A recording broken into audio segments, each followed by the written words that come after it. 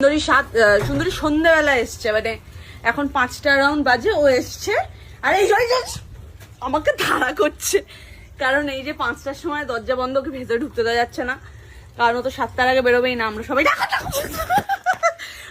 ঠাকুর দেখতে যাবো। আর এই দেখুন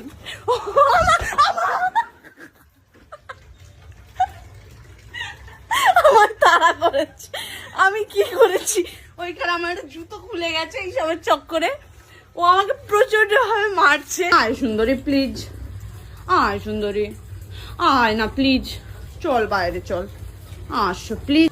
হেভি হ্যান্ডসাম লাগছে, হেভি লাগছে। এই এই সর্বনাশ, হাত থেকে মূলোটাও কেড়ে খেয়ে নিয়েছে, আবার ভেতরে ঢুকে যাবে।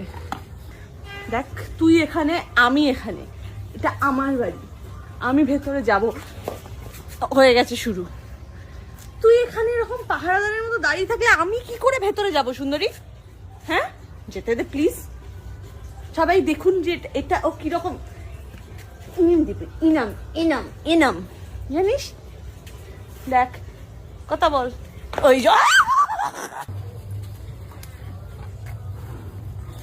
লালি, এই যে ওকে ফাইনালি আমরা বাইরে বার করেছি। এই যে মা এসছে, তারপর ও বেরিয়েছে, ও খাচ্ছে ফুলকপি। তুই